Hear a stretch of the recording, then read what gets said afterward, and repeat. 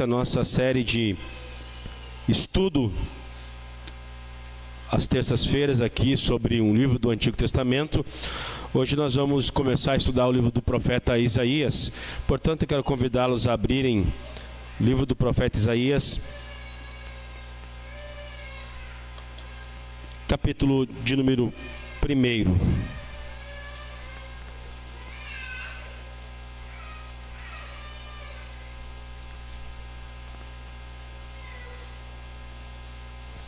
Vamos ler apenas alguns versículos para a gente nos situar na profecia e depois vamos estar conversando e estudando, analisando algumas coisas panorâmicas de todo o livro, ok? Isaías capítulo 1, verso 1, diz-nos assim a palavra do Senhor. Visão que Isaías, filho de Amós, teve a respeito de Judá e de Jerusalém nos dias de Uzias, Jotão, Acás, Ezequias, reis de Judá. Escutem, ó céus, e ouça, ó terra, porque o Senhor é quem fala. Criei filhos e os fiz crescer, mas eles se voltaram contra mim. O boi conhece o seu dono, e o jumento o lugar onde lhe dão comida, mas Israel não tem conhecimento, o meu povo não entende. Ai desta nação pecadora, deste povo carregado de iniquidade. São descendentes de malfeitores, filhos que praticam o mal, rejeitaram o Senhor, desprezaram o Santo de Israel, voltaram para trás. Porque vocês insistem em ser castigados? Porque continuam em rebeldia? Toda a cabeça está doente, todo o coração está enfermo, desde a planta do pé até o alto da cabeça.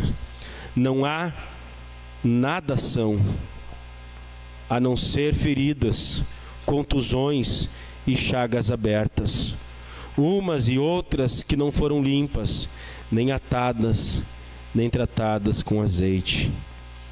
A terra de vocês está devastada, as cidades foram consumidas pelo fogo. Quanto às lavouras, os estrangeiros os devoraram na presença de vocês. E a terra se acha devastada como numa destruição feita por estrangeiros. A filha de Sião foi deixada como cabana na vinha, como choupana no pepinal, como cidade sitiada. Se o Senhor dos Exércitos não nos tivesse deixado alguns sobreviventes, já nos teríamos tornado como Sodoma e semelhantes a Gomorra. O culto hipócrita é condenado. Príncipes de Sodoma, escutem a palavra do Senhor, povo de Gomorra. Dê ouvidos à lei do nosso Deus. O Senhor diz: de que me serve a multidão dos sacrifícios que vocês oferecem? Estou farto dos holocaustos, dos carneiros e da gordura de animais cevados, não me agrado. Do sangue de novilho, nem de cordeiro, nem de bodes. Quando comparei de que Ezequiel projete ali os slides, a mensagem do livro de Isaías é o assunto de hoje. Só por esses 18 versículos vocês já viram que tem muita coisa para discorrer, mas nós não temos tempo e a proposta também não é a gente fazer pregações expositivas, capítulo por capítulo, versículo por versículo, mas é dar aqui às terças-feiras um panorama geral de cada livro do Antigo Testamento e vermos algumas coisas importantíssimas para nós. Vamos lá então ver algumas coisas importantes. Autor. Quem escreveu o livro? Isaías. Isaías é o autor. Isaías, considerado o maior de todos os profetas, ele foi chamado ao ministério no reinado de Uzias.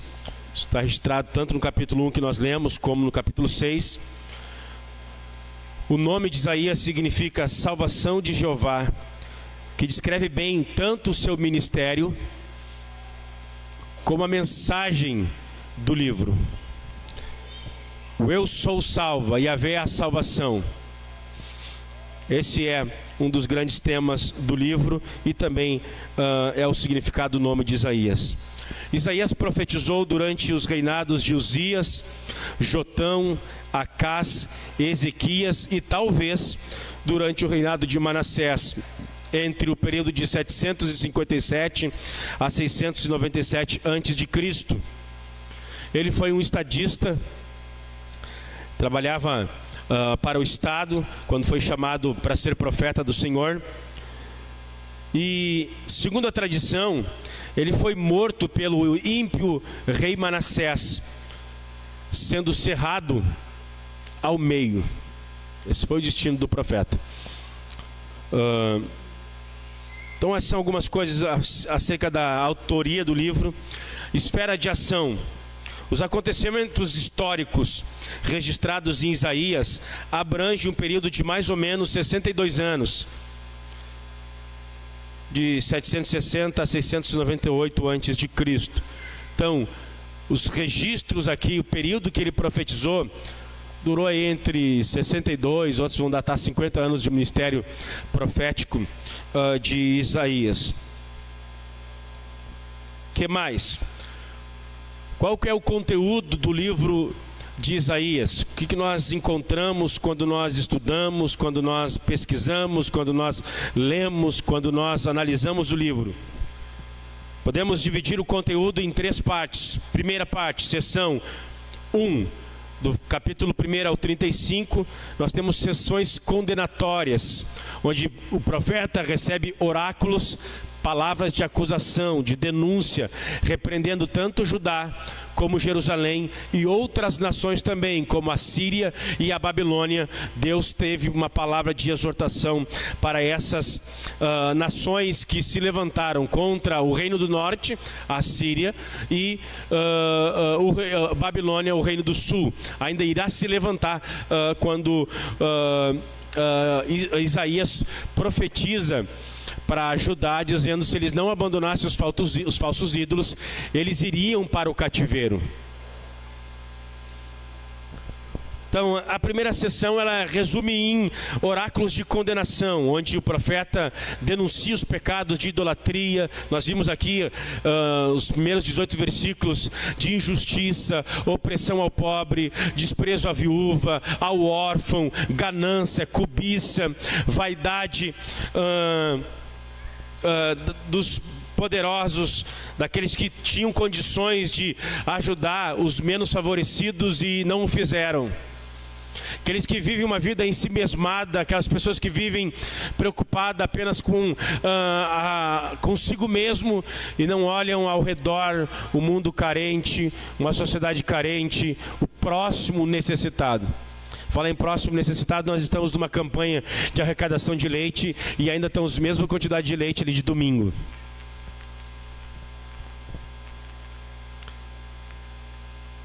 Segunda sessão é a sessão histórica, capítulo 36 ao 39, onde nos é informado, é registrado no livro de Isaías, do profeta, a invasão à Síria, quando o rei da Síria invade então Samaria, também chamada no livro de Efraim, o reino do norte, por causa dos seus muitos pecados, suas muitas rebeliões. Nós vimos no livro dos reis tantos reis maus e perversos, lembram, né? Em Israel não teve um piedoso. Lembram disso, né? Não teve um único rei do reino do norte de Israel que foi piedoso. Até que então Deus julga Israel e ele é levado cativo para a Síria e eles são literalmente dizimados, esse povo. Isso é registrado no capítulo 36 e 37 e a 39.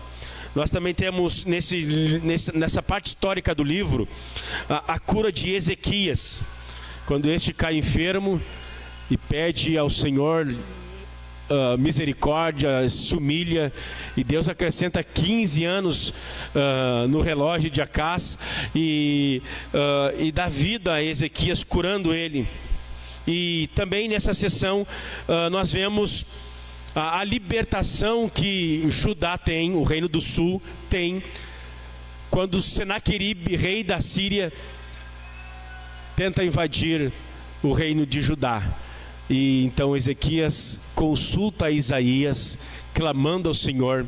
Quando o capitão do exército assírio passou por Judá, passou pela cidade de Jerusalém, blasfemando, dizendo: ei, Ezequias e todo o povo de Judá, não enganem, não se enganem, porque os deuses dos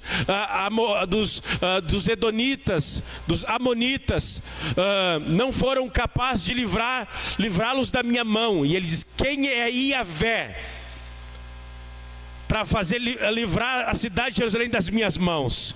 Ezequias consulta o profeta Isaías, e Isaías ora ao Senhor, Ezequias ora ao Senhor, o povo se humilha diante de Deus, e Deus havia um exército assírio para destruir a cidade de Jerusalém. 700 mil soldados cercaram Jerusalém, e o general Senaqueribe estava envaidecido. O Senhor ouviu a oração do seu povo, e numa noite, um anjo desceu naquele arraial e exterminou 700 mil soldados. Bendito seja o nome do Senhor. Ninguém livra como Jesus. Ninguém livra como Deus, ninguém salva como Iavé, ninguém é tão forte, todo poderoso como o nosso Deus. E por último, o último assunto tratado no livro, na seção 3, que estão registrados do capítulo 40 ao 66, então são uma sessão de consolação, sessão consolatória, contendo palavras de consolo a Israel, castigo e promessa de restauração e bênção para o povo de Deus. Então, do capítulo 40 em diante, o tom da profecia muda. Se do capítulo 1 ao 39 vem denunciando, acusando, do capítulo 40 em diante, nós temos então o Senhor consolando o povo de Deus, dizendo que depois do castigo, depois do cativeiro, depois da disciplina, Deus restauraria a sorte do seu povo. Pois, como nós vimos aqui no capítulo 1, se Deus não tivesse guardado um remanescente, daqui a pouco eu vou falar um pouquinho mais sobre esse remanescente. É sempre um remanescente que Deus guarda. É sempre uma minoria. Alguém vai torcer o nariz. É sempre os eleitos, e acabou a história. Nunca é uma salvação universal. Nunca é. Sempre é um remanescente que se guarda, se conserva, que Deus os livra, e Deus tem a eles uma palavra de consolo no final do livro. Ok? Então esses são o conteúdo do livro. Condenação, um momento histórico e consolações. Assim se resume o conteúdo do profeta Isaías. Pode passar. Contexto do livro. O livro foi escrito, o livro está sendo vivenciado, experimentado dentro do contexto que é o seguinte. O contexto de Isaías, ele está ocorrendo na segunda metade do século 8 a.C. Deve ser lembrado que neste período o Império Neo-Assírio assumiu seu lugar de primeira potência mundial na história. Dois acontecimentos importantes no livro acontecem como pano de fundo histórico da profecia de Isaías. Primeiro acontecimento é a invasão de Israel, pano de fundo do capítulo 7 ao capítulo 2. Tiglat-Pileser III leva a nação de Israel a parte norte, né? Cativo para a Síria. E o segundo acontecimento histórico é a invasão de Judá, que eu já falei para vocês aqui, pelo rei Senaqueribe e no reinado de Ezequias. Esse é o pano de fundo, esse é o contexto histórico em que o Senhor chama Isaías, filho de Amós, a profetizar a palavra de Deus. O que mais? Vamos mais adiante.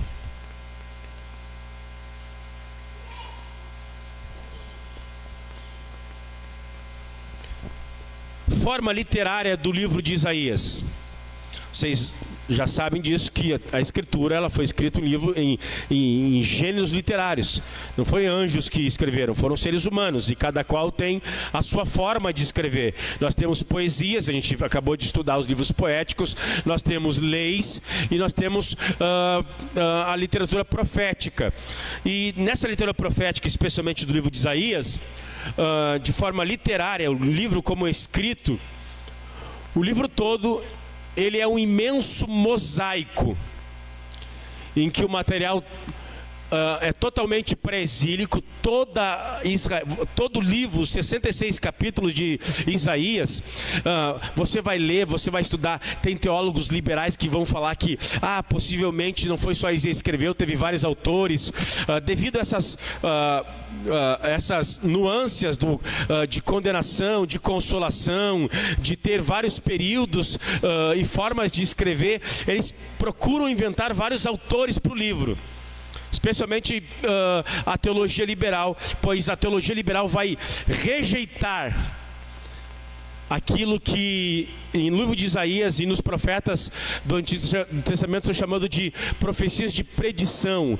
Aquilo que é preditivo, aquilo que está sendo anunciado, que está sendo visto de antemão. Então, para negar a inspiração da profecia, os liberais fazem uma colcha de retalho do livro de Isaías. Só que qualquer leitura normal, simples, natural do texto não permite esse tipo de coisa. Então, o livro todo é o imenso mosaico em que o material totalmente pré-exílico, ou seja, Isaías profetizou antes do exílio, e todo o seu livro, toda a sua história, todo o seu contexto, todo o seu conteúdo se dá antes do exílio. Logo, as suas profecias do Messias foi antes de acontecer. Porque alguns teólogos que se dizem cristãos, que negam a inerrância, a infalibilidade das Escrituras, que não aceitam o sobrenatural das Escrituras Sagradas, que são fruto do iluminismo racionalista, que nos ensina que tudo aquilo que eu não consigo entender, compreender, é mito,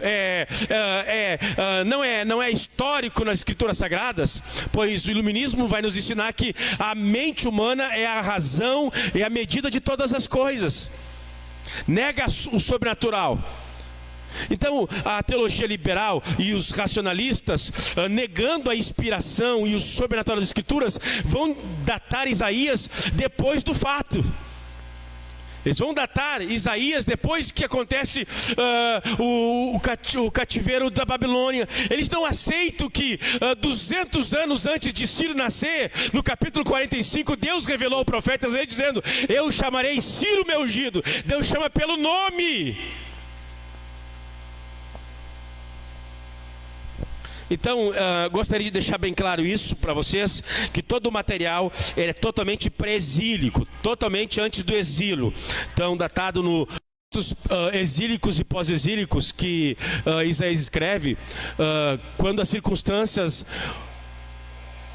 o transformaram no profeta da catástrofe vindoura, como a gente vai ver lá no capítulo 39, verso 1 a 8, devido aos pecados de Israel e de Judá, ele então anuncia a vinda do Salvador do pecado, o servo sofredor. Então, tanto no exílio como pós-exílico, nós vemos ele profetizando especialmente sobre o servo sofredor, para consolar o povo de Israel, dizendo que ainda que os teus pecados sejam vermelhos como a escarlata, eu escolhi um servo ungido que vai fazer a minha vontade, que vai morrer de forma substitutiva, vicária no lugar de Israel e de todas as nações. Nossa! Isso que é glorioso. E não somente propósitos exílicos e pós-exílicos, quando Israel estava submerso em pecados. Há propósitos escatológicos. Do capítulo 55 ao 56, há uma terceira figura, que é chamado de o conquistador ungido. Isaías 61. O Espírito do Senhor está sobre mim, pelo que me ungiu, para conquistar as nações, para conquistar os povos. Mais para frente eu vou falar sobre essa questão. Pois bem, vamos mais adiante.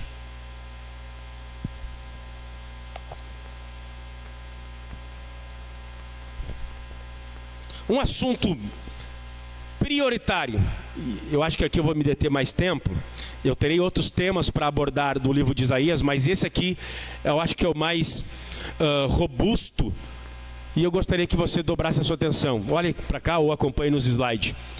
Um dos temas preponderante do livro de Isaías, ele é chamado de um proto-evangélico, onde ele mais anuncia o Messias, o Salvador, enfim. Ele é chamado de o Evangelho do Antigo Testamento. Há quem diga que Isaías é uma mini-bíblia. A Bíblia tem 66 livros, Isaías tem 66 capítulos. Os 39 primeiros capítulos são denunciatórios, são acusativos, são lei. Os 27 capítulos finais, do capítulo 40 ao 66, são de promessas, são de evangelho. Então seria uma mini-bíblia o livro de Isaías.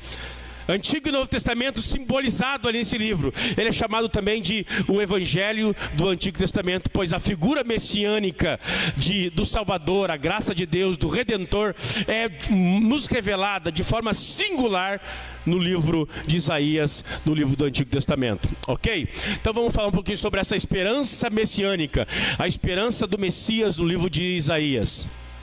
A literatura de Isaías, preste bem atenção. A literatura de Isaías é construída em torno de 3 retratos messiânicos. O Messias, o ungido de Deus, ele é retratado de 3 formas. Número 1, que está ali? Diz o Boris Kazoy, isso é uma vergonha. Número 1, qual o primeiro retrato? Número 2. Número 3. Então essas são a figura messiânica, ela é representada por esses 3 retratos no livro do profeta Isaías. Ele é apresentado como o rei perfeito. Do capítulo 1 ao capítulo 37, nós vamos ver, especialmente no capítulo 7, verso 10 ao 15, capítulo 9, do 1 ao 7, capítulo 8, 23, capítulo 9, verso 6, capítulo 11, verso 1 ao 16, 14, 28 ao 29, essa figura. Um filho se nasceu, e um filho se nos deu, e o governo está sobre os seus ombros. Nos apresenta o Messias como rei. Não tem como a gente estar lendo todas essas passagens, mas vocês vão anotando aí. Depois eu coloco no grupo da igreja também. Esse é o primeiro retrato da figura messiânica. O Messias seria um rei. Segundo, esse Messias seria um servo, do capítulo 38 ao capítulo 55. Então, do 1 ao 37, do capítulo 1 ao 37, é um livro que apresenta as profecias concernentes ao Messias ser o governante, o rei ungido, o descendente de Davi, a semente, o tronco de Jessé. De tal maneira que os estudiosos vão dizer que o livro de Isaías se divide em 3 livros. Do capítulo 1 ao 37, o livro do rei. Do capítulo 38 ao 55, que é o livro do servo. E do capítulo 56 ao 66, que é o livro do ungido conquistador. Eu vou repetir isso, eu sei que é muita informação, mas isso aqui é fenomenal. Há 3 livros, segundo os estudiosos, no livro de Isaías. Um livro que fala sobre o Messias como rei, do capítulo 1 ao 37. Um livro do servo, do capítulo 38 ao 55, daí do capítulo 38 ao 55, tem os principais versículos ali. E também o livro do conquistador ungido, que está no verso do capítulo 56 ao 66. Então, a esperança messiânica, ela nos apresentada de 3 formas: como o rei perfeito, o servo ungido de Deus e ungido pelo Espírito para conquistar, para governar, para inaugurar o reino de Deus entre Israel e todas as nações. O que mais? Vamos ver algumas coisas, uns desdobramentos dessa essa esperança messiânica. Sobre essas verdades aqui que eu botei para vocês, algo deve ser notado também, é que encontramos as mesmas características em cada um destes retratos. Um indicador de que se pretendia que esse retrato fossem facetas da pessoa messiânica. Nossa, isso aqui é demais, meus irmãos. Embora Isaías está apresentando o Messias, o ungido de Deus, de forma singular, de forma poderosa, algo deve ser notado nesses retratos, pois em cada retrato deles é apresentado as mesmas características. E eu gostaria de falar com vocês acerca delas. Por exemplo, o Messias, em cada um dos seus retratos, rei, servo, conquistador ungido. Então, o Messias, em cada um dos seus 3 retratos, reis, servo e conquistador ungido, é revelado como provido do Espírito e da Palavra. No capítulo 11, verso 1, Gabriel, leia para mim, faz favor. 11, 1 e 2. Ele é o rei que foi ungido pelo Espírito Santo, e ele tem o poder do Espírito e da Palavra.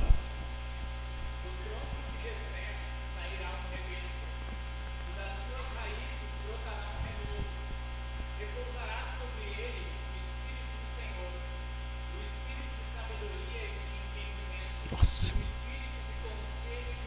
Nossa. Nossa. Verso 4.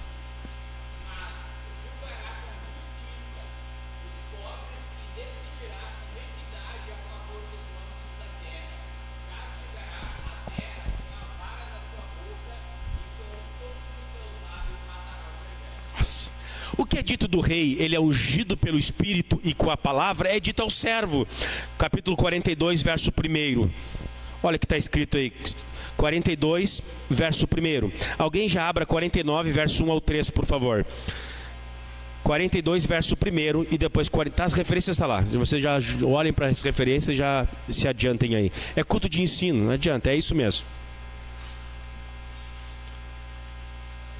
Servo, 42, 1, quem achou, leia.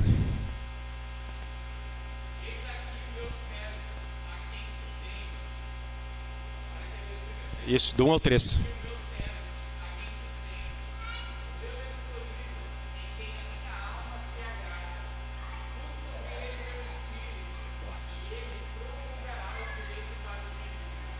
Nossa. É o 3, isso aí. Isso.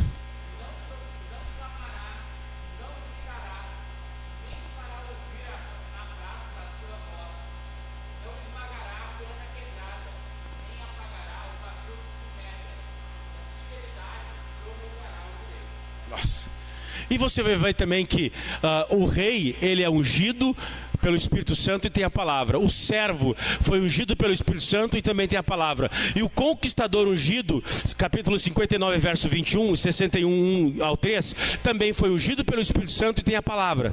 Olha, acompanhem esse texto conosco. Eu não farei em todos esses, é apenas só para vocês terem noção sobre esses retratos que Isaías está pintando do nosso Salvador.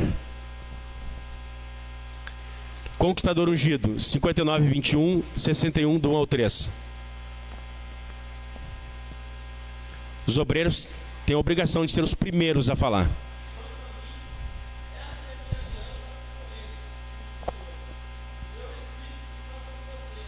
Nossa.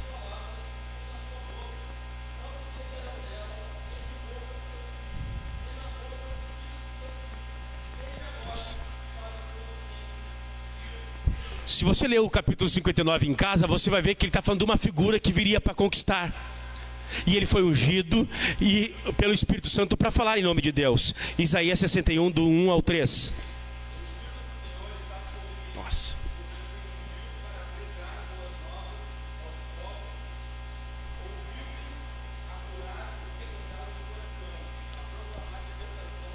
Nossa.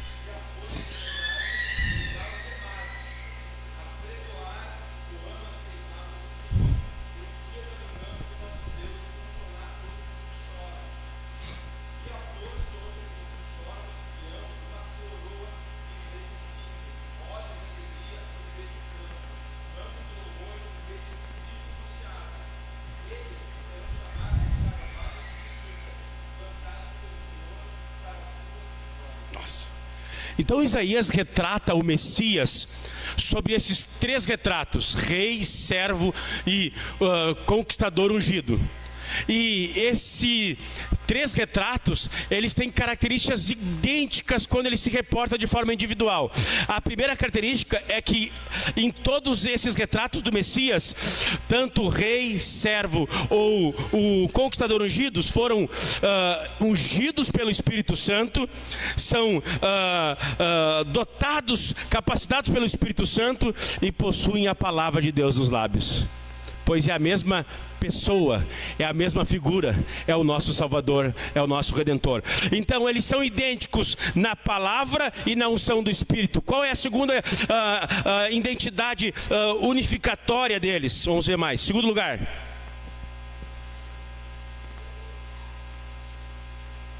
há uma característica, embora o Messias é retratado como servo, rei, ungido, conquistador, há algo que une esses três retratos. O que é dito sobre um, é dito sobre todos os três retratos. Primeiro, eles são ungidos pelo Espírito e têm a palavra. Segunda coisa, outro conceito, característica nos três retratos que se encontram, que de forma maravilhosa ele está apresentando o Messias: o conceito de justiça. É correto em todo o livro, característico do trono do rei. Capítulo 9, verso 7. Ele governará com justiça. A natureza do seu governo, capítulo 11, verso 4, será justiça. Olha o 19, 7. Vamos ver esse 9, 7 aí. E o 4, e o 11, 4 também. Quem achou o 9, 7 pode ler.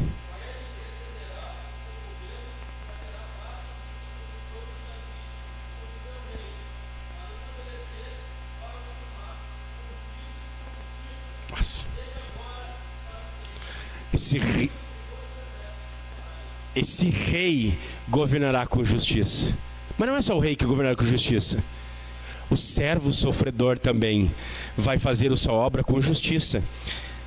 Isaías 53 e o verso 11. Depois 54 e 17. 53, 11.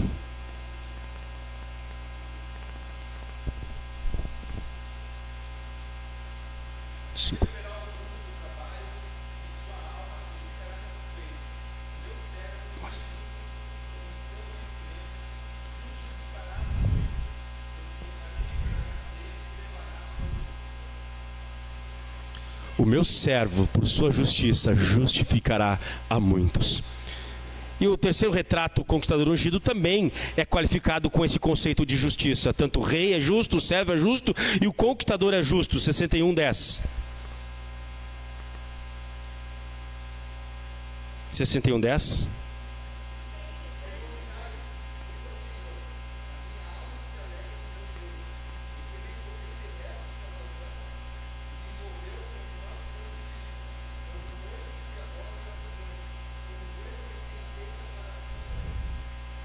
Nossa, 63, 1.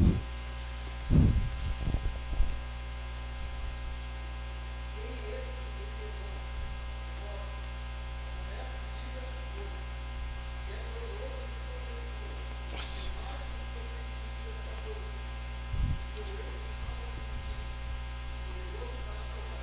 Esse conquistador, ele vem conquistando Edom, os povos, as nações. Ele vem conquistando com justiça, com retidão. Então essa esperança messiânica, o rei Messias profetizado da nação, ele é rei, servo e um grande conquistador ungido. E ele é ungido ele tem a palavra de Deus, ele tem o Espírito de Deus, ele rege com justiça. Que mais? Terceiro lugar, terceiro tema que unifica esses três retratos. Embora seja naturalmente enfatizado que o rei é da descendência de Davi, da descendência davídica,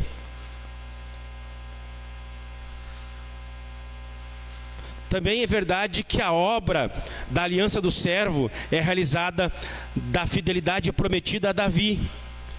E também o ponto culminante da vitória do conquistador ungido é sobre o tema davídico, ou seja, tanto o rei que vem da linhagem de Davi, como o servo que vai realizar a sua obra, vai realizar essa obra como uma fidelidade prometida à linhagem de Davi. Ou seja, é outro tema que unifica tanto rei, servo ou como conquistador ungido. São descendentes de Davi, pois são formas de falar distintas e diferentes da mesma pessoa. Essa aqui eu vou pular, porque eu chego a estar me lambendo para falar da última. Eu quero quarta, né? Eu vou falar da quinta. Vocês vão pirar, depois disso. Embora Isaías profetize acerca do Messias, usando esses 3 retratos no seu livro. Lembra que eu falei para vocês? Do capítulo 1 ao capítulo 37 é o livro do rei. Do capítulo 38 ao 55 é o livro do servo. Do 56 ao 66 é o livro do conquistador ungido. Você pode ler em casa, você lê em fachetes assim, você vai profecia de rei, profecia de rei, profecia de rei, profecia do servo, profecia do ungido conquistador. São esperanças messiânicas. Que coisa gloriosa. Embora tenha esses 3 retratos, eles são iguais em justiça, na palavra, no espírito e também na descendência davídica. E em quarto lugar, cada uma dessas representações messiânicas abraça igualmente tanto Israel como o mundo gentílico. O rei vem salvar Sião e as nações. Os servos veio para morrer pelo pecado de Israel, mas também dos gentios. O conquistador conquistará Israel e também as nações. Vamos ver lá, cada uma das representações messiânicas abraça igualmente Israel e o mundo gentil. O rei do capítulo 1, verso 1, um rebento de Jessé, governa sobre o seu povo, como está lá no capítulo 11, 13 e 14, e também sobre a Filistia, que é uma alusão aos gentios, ao povo que não faz parte da aliança, a nós, a quem não está no pacto de Israel. O servo é apresentado como veículo de revelação divina para os gentios. Capítulo 42, vê capítulo 42, verso 1 ao 4. Vamos ver esse texto aí, nós temos tempo para isso. A gente vai aqui elegendo. Temos tempo para entrar, não temos tempo para entrar, a gente vai indo. O servo é apresentado como veículo de revelação divina para gentios. Capítulo 42, do 1 ao 4, que é a Joleia.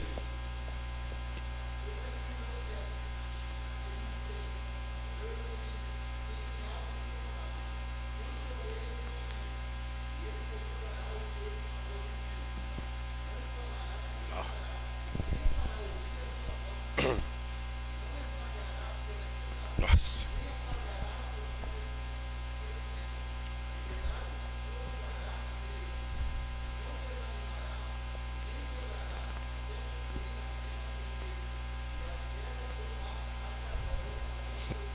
Nossa, o meu servo será luz para os gentios. O rei que virá será rei sobre Israel e sobre os gentios também. E por último, o conquistador ungido surge como redentor de Sião, capítulo 59, verso 20 ao 21. E a salvação que vem de Sião se torna uma mensagem universal. Capítulo 62, verso 11 ao 12. Que diz: de Sião veio o Salvador e todas as nações virão a Sião. No sentido de que Jerusalém, Cristo morre e a salvação vem de lá. E todas as pessoas dependem do Filho de Deus, que é judeu, Jesus de Nazaré. Essa é a ideia. Então, tanto o rei, tanto o livro, o aspecto de Isaías que aponta as profecias de Jesus como rei, como de servo, como conquistador, ele é a sua obra tanto para Israel como para os gentios. E aqui agora, aqui está o enigma messiânico. Aqui eu estava me lambendo para falar isso aqui, cara. Em quinto lugar, quinto tema unificador desses 4 retratos do Messias, na esperança messiânica do livro de Isaías, o quinto aspecto que une esses 3 retratos é o enigma messiânico. O enigma messiânico evidenciado no Antigo Testamento é especialmente proeminente nesses 3 retratos, com sua sugestão de que o Messias, que é plenamente homem, é verdadeiramente Deus. É por isso que os judeus são indesculpáveis. É por isso que os judeus que não receberam o Messias, quando eles dizem, eu sou o Filho de Deus, eles não liam corretamente o Antigo Testamento, pois o Antigo Testamento nos revela que o rei que nasceria, que o servo que viria, que o conquistador que viria, era ao mesmo tempo homem, descendente de Davi, e ao mesmo tempo o próprio Deus, Filho de Deus, bendito seja o nome do Senhor. Vamos ver isso rapidamente. O rei que nasce é da linhagem de Davi, capítulo 11, verso 1. Vamos ler de novo isso. Capítulo 11, verso 1, corra aí. O rei que nasce é da linhagem de Davi. Capítulo 11, o verso 1 diz o seguinte: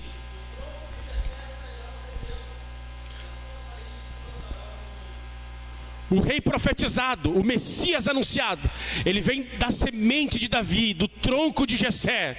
Ele será um homem normal, natural, de carne e sangue. Esse rei é um rei precioso.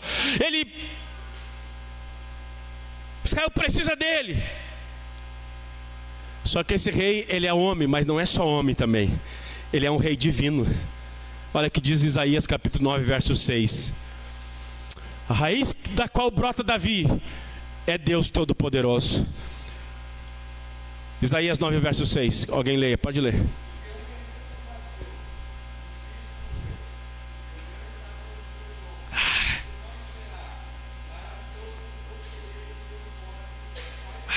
Aleluia. E o seu nome será maravilhoso conselheiro, Deus forte, Pai da eternidade e príncipe da paz. Esse rei tem 2 naturezas, uma davídica, uma humana, e outra, ele não é um ser normal, ele é divino, ele é maravilhoso, ele é o Pai da eternidade, ele é o príncipe da paz, ele é o Deus forte.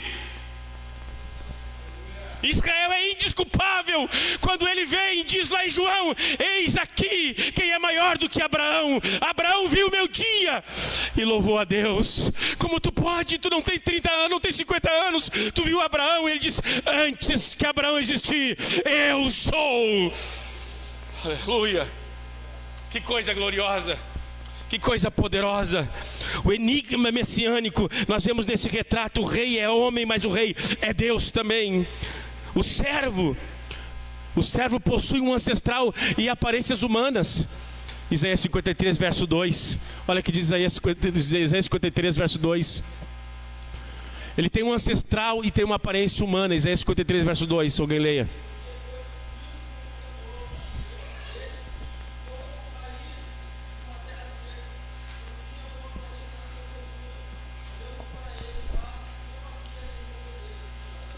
Ele era um homem comum. Ele era um homem comum. Ele teve experiências humanas comuns de rejeição. Verso 13, ele foi rejeitado. Olha aí, experiência humana.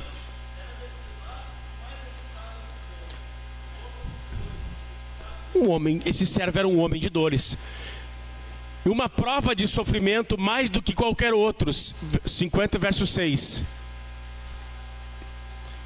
52 verso 14, ele sofreu como qualquer outro ser humano, e até mais que os seres humanos. 50 verso 6, capítulo 50 verso 6. Olha.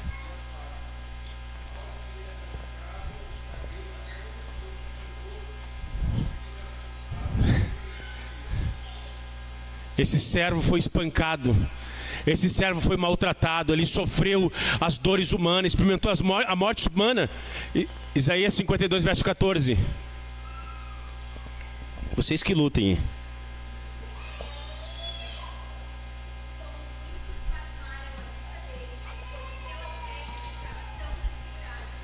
Nossa.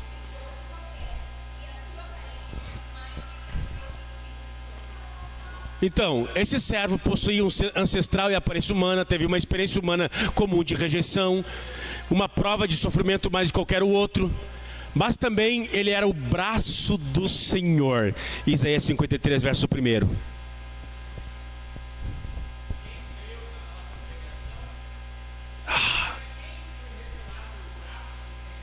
Nossa! Ele tinha um aspecto humano, ele era o servo humano, mas ao mesmo tempo ele era o braço de Deus. Ele era a maneira salvífica, divina de Deus vir a este mundo. Ao enigma messiânico, nesse Messias, ele é 100% homem, mas ele é 100% divino, 100% Deus. Ele é o Senhor mesmo, de forma visível, na ação salvífica. 51:9 e 52:10. 51:9 e depois 52:10. 51:9 primeiro, vamos ler esse texto.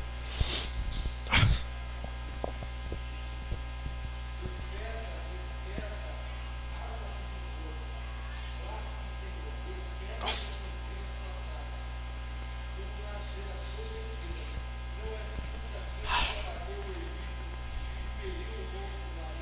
Nossa. Desperta. É Deus visível, é Deus vindo salvificamente ao seu povo que está atolado em miséria, idolatria, feitiçaria, ocultismo, idolatria, paganismo, injustiça, imoralidade, escravidão, coisas mais terríveis. A salvação, por isso que Jonas vai dizer no capítulo 2, nós vamos ainda pregar o livro de Jonas. 2:9, a salvação vem do Senhor.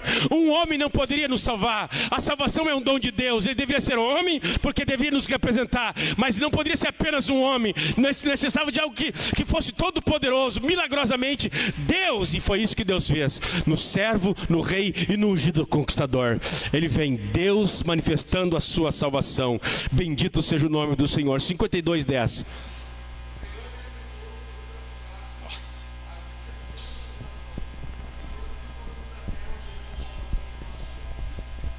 Esse servo é a manifestação do próprio Deus. Que coisa gloriosa. Depois o cara ficou bravo comigo, que eu digo que é tudo sobre Jesus. Lá vocês pregam e vai acabar em Jesus. Para acabar em quem? Maria? O conquistador ungido. O braço do Senhor também reaparece sobre essa figura. 59:16. 59:16.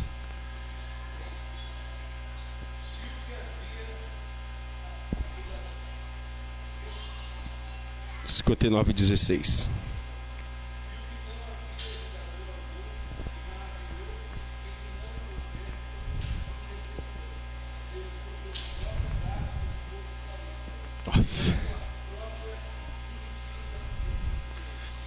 Na profecia dessa figura, que é esse homem que vem para conquistar escatologicamente, salvificamente o seu povo, ele também é chamado de braço do Senhor. E em Isaías 61:10, ele é um descendente davídico que recebe as vestimentas de justiça e de salvação. Logo, ele é humano e divino. Nesses três retratos de rei, servo e conquistador ungido, nós vemos 100% homem e 100% Deus. É o enigma messiânico. Humanidade e divindade nesse Messias que viria. Interessante que ele veio para os seus não o receberam. Mas todos quanto receberam, deu-lhes o direito de ser chamados filhos de Deus. Tá bom, vamos mais adiante. 6 importantes princípios teológicos que a gente encontra no livro de Isaías. 6 temas importantíssimos. Número 1. O Senhor como o Senhor da história. Capítulo 10, versos 5 ao 15. O Senhor é soberano. O Senhor rege o universo. O Senhor está governando todas as coisas. No chamado de Isaías, daqui a pouquinho eu vou falar sobre isso, quando eu vou falar sobre a santidade do Senhor, que é um tema importante no livro de Isaías. No ano em que morreu o rei Uzias, eu vi o Senhor assentado num alto e sublime trono. Deixa eu dizer uma coisa para vocês. Olha aqui para mim, ó. Ei, olha aqui para mim. A Síria, Babilônia está cercando Israel, o rei morre. Estão na iminência de ser invadido. Uma guerra. Imagina a loucura da pandemia, terrível, morte, fome, escravidão, escassez. O rei morreu. O rei morreu. O rei está morrendo. O rei já passou. Isaías poderia estar preocupadíssimo com isso. E no ano que morreu o rei Uzias, eu vi o Senhor. Não se desespere, Israel. O rei humano pode passar, mas quem está dirigindo a nação de Israel é o Eu Sou, é Yahvé. Ele está governando todas as coisas. A salvação de Israel não está na mão dos homens, está na mão de Deus. Essa é a ideia. Essa é a ideia. O Senhor soberano que está no alto e sublime trono. A nossa esperança está naquele, não que está no planalto central, não naquele que está governando a potência dos Estados Unidos, se é à esquerda ou se é à direita. A nossa esperança está naquele que está assentado no alto e sublime trono. Yahvé, o Eu Sou, o nosso Deus. Esse é um grande tema. O segundo tema, o Senhor como supremo sobre os ídolos. Terceiro, a promessa de um remanescente. Terceiro, a reconciliação como base da expiação. Quinto, a visão de Sião restaurada. Sexto, o Messias davídico. E como eu já falei bastante sobre esse sexto, eu vou pular. Outro tema importantíssimo que eu gostaria de falar nessa apresentação do livro de Isaías de forma panorâmica, de forma ampla, é o Eu Sou como o Santo de Israel. Pode passar esse slide. Esse é um tema importantíssimo do livro de Isaías. O ponto central da chamada de Isaías é a santidade de Deus. É a única coisa capaz de deixar a terra inteira cheia. A terra está cheia da santidade e da glória de Deus. É a única qualidade em todo o Antigo Testamento que tem que ser expressa 3 vezes a fim de exprimir adequadamente o seu valor e magnitude. Capítulo 6, verso 3 de Isaías. Olha que diz os serafins. E clamavam uns aos outros dizendo: Santo, Santo, Santo é o Senhor dos exércitos, e toda a terra está cheia da sua glória. E a glória de Deus é a sua santidade. A glória de Deus são os seus atributos. Para comadre, eu fosse o teu igual, Deus não é o meu igual. Eu vou beijar com beijos, vou abraçar. Tem hino que dá vontade até de...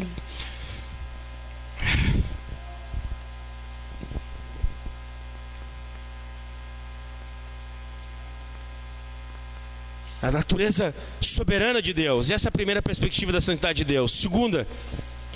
A segunda direção é a santidade de julgamento. Ali no chamado de Isaías capítulo 6. Abra o capítulo 6 e fique ali acompanhando o raciocínio.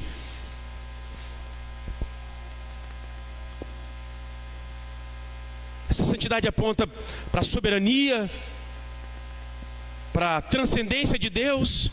Essa santidade também fala sobre o julgamento. Olha o que eu botei ali. A clareza da reação do profeta no verso 5. Ai de mim, porque viu a santidade de Deus. Compensa qualquer incerteza na tradução do verso 4. É algo mortal para o pecador estar na presença de um Deus santo. Nenhuma sentença precisa ser pronunciada do trono. Olha que Isaías, o Senhor não falou nada para ele. Isso aqui é glorioso. Não foi nenhuma sentença, disse: Isaías, teus lábios é impuro, teu povo é impuro. Foi apenas a visão clara, gloriosa de como Deus é. A santidade de Deus denuncia a nossa pecaminosidade e a pecaminosidade e a corrupção deste mundo. Não foi anunciado nenhuma palavra de condenação, não foi falado nada para Isaías, apenas a visão da glória de Deus. O que a igreja brasileira precisa é uma visão da glória de Deus, soberano, santo, justo e verdadeiro. É só isso que nós precisamos. As pessoas vão parar de sentar nos bancos da igreja como se estivesse no teatro, como se estivesse no cinema. Haveria mais reverência, haverá mais temor. Se Deus nos dá uma visão nova da sua glória, como Deus deu uma visão a Isaías, a revelação de Deus nos ensina quem nós somos. Somos pecadores, nos coloca no nosso lugar, nós somos indignos, e nos dá uma visão do nosso mundo. O nosso mundo está perecendo. É inadmissível termos uma visão de Deus e sermos altivos, sermos vaidosos, sermos pretensiosos, sermos orgulhosos. A visão de Deus nos humilha. A santidade de Deus leva a julgamento. Nenhuma sentença precisa ser pronunciada ao trono. A consciência declara culpa pessoal e nacional apenas pela consequência da manifestação da santidade de Deus. O culto estava poderoso, mas tu ficou fazendo só chocarrice no final do culto? Que poder que tu sentiu? Pastor, que sermão glorioso! A boca parece uma patente. A santidade de Deus nos transforma. O contato com a revelação da santidade de Deus nos transforma. Se a graça de Deus não te santifica, não é a graça de Deus que você está experimentando, é qualquer outra coisa. Se o Espírito é o Espírito Santo, o nome já diz, se o Espírito de Deus não está te levando à santidade, qualquer outra coisa, pode ser emocionalismo, pode ser qualquer outra coisa, menos o contato com a graça e com a glória de Deus. É um tema glorioso de Isaías, a santidade de Deus. O eu sou é santo de forma única, singular, poderosa, transformadora. Em último lugar, o eu sou como santo de Israel. A terceira direção é a santidade e salvação. Isaías, ele vê o Senhor no alto sobre o trono, e ele vê a sua misericórdia, a sua pecaminosidade. Ele clama por misericórdia, e daí ele vê que lá do trono de Deus, lá do altar, aponta para lá para o tabernáculo, o sacrifício, a expiação, o meio de qual nós somos reconciliados. A salvação de Deus também é uma salvação que salva. A fumaça da santidade deixa os meios da salvação, o altar ainda à vista. No verso 6, Isaías vê o trono de Deus, o altar de Deus, e um serafim a partir da presença do santo, e pela vontade dele, voa para ser o ministro de purificação e de expiação do pecador.